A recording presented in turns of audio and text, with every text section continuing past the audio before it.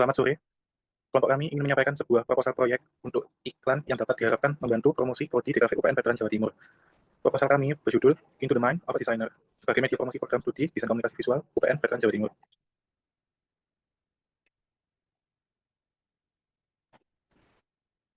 Anggota kelompok kami terdiri dari saya sebagai ketua tim, lalu Sofi Octavia Yulia sebagai sekretaris, dan anggota kami Puspita Aprilia Irawan sebagai divisi riset, Suci Hanifah Trisnawati sebagai divisi riset, dan Dian Fatmawati sebagai divisi kreatif.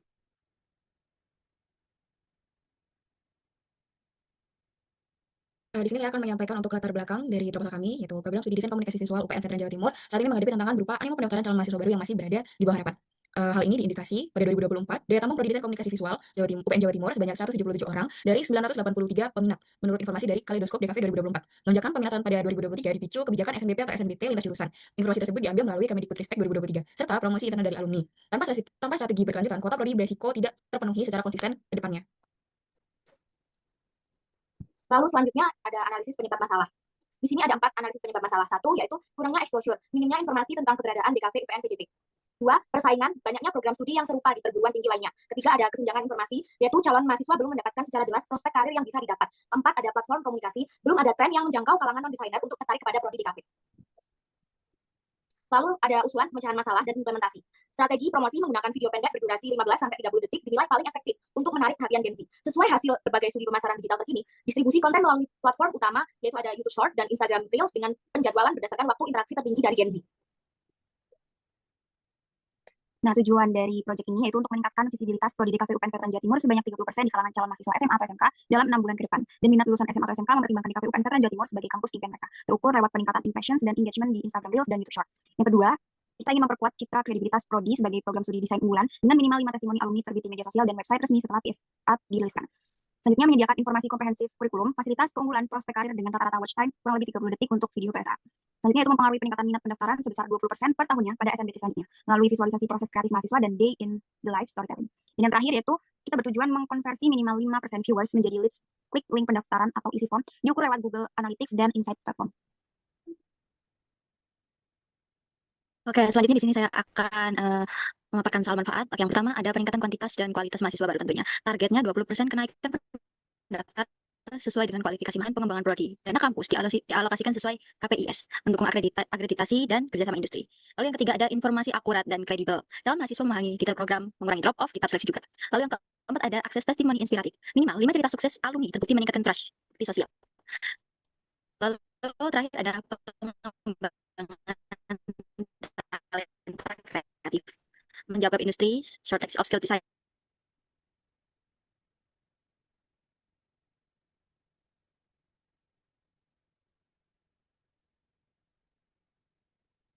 Untuk proyek kami tetap memiliki risiko yang perlu diperhatikan.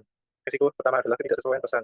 Untuk perkiraannya, pesan promosi yang kurang relevan atau tidak menarik bagi mahasiswa akan dihindari dan tidak masuk algoritma media sosial yang kita target seperti YouTube Short dan juga Instagram Reels. Dampaknya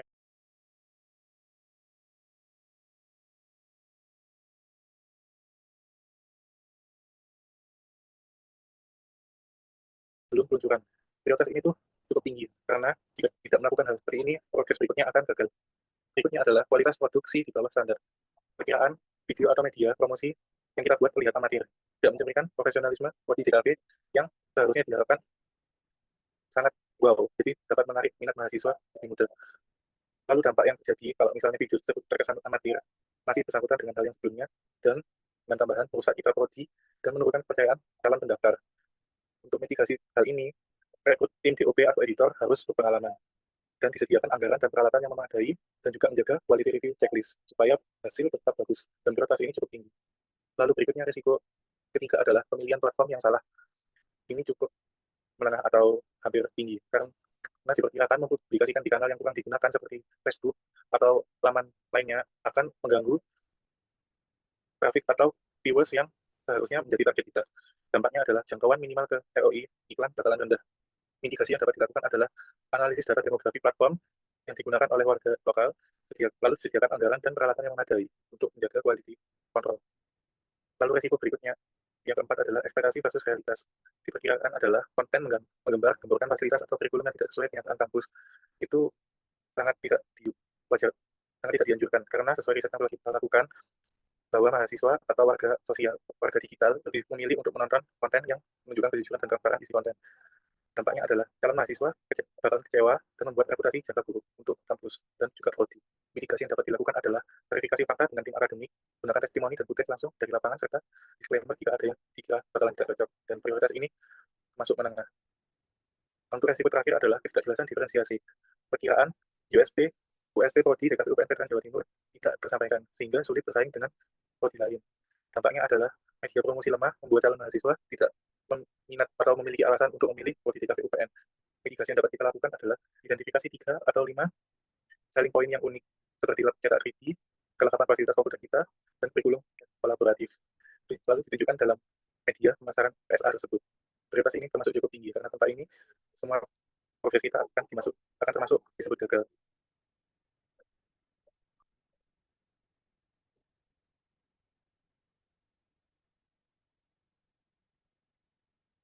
Untuk studi kelayakan, sebelumnya prodi DKV mengandalkan metode open house terbuka dan boso cetak yang dalam 3 tahun terakhir rata-rata menjaring 150-200 peserta setiap acara. Namun hanya 5-7% di antaranya yang mendaftar. Pendekatan video pendek digital PSI terbukti meningkatkan engagement secara signifikan sesuai riset yang telah dilakukan oleh orang lain.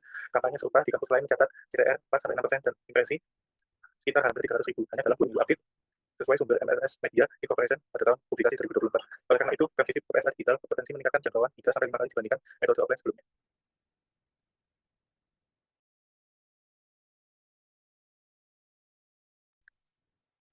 Oke, selanjutnya saya akan memaparkan tentang pelaksanaan kegiatan. Yang pertama, Farel Effandi sebagai produser atau ketua. Yang kedua, ada Sofi Octavia Yulia sebagai sutradara dan sekretaris. Terus yang ketiga ada saya sendiri, Dian Fatmawati, sebagai kameramen dan anggota. Lalu yang keempat ada Suci Hanifa sebagai editor dan juga anggota. Lalu yang kelima ada Puspita Aprilia Irawan sebagai production assistant PA dan juga anggota. Untuk estimasi dari proyek kami sendiri ada 5 tahapan. Untuk yang pertama ada pengembangan, yaitu mengumpulkan ide dan merencanakan proyek itu dimulai dari tanggal 1 sampai 20 Februari. Kemudian ada praproduksi untuk menentukan lokasi, mempersiapkan logistik sampai jadwal syuting dari 21 sampai 28 Februari. Kemudian ada produksi, yaitu pengambilan gambar vertikal dan rekaman suara mengikuti storyboard dari 1 sampai 14 Maret. Kemudian ada pasca produksi, yaitu editing video, color grading dan penambahan grafik dan text overlay.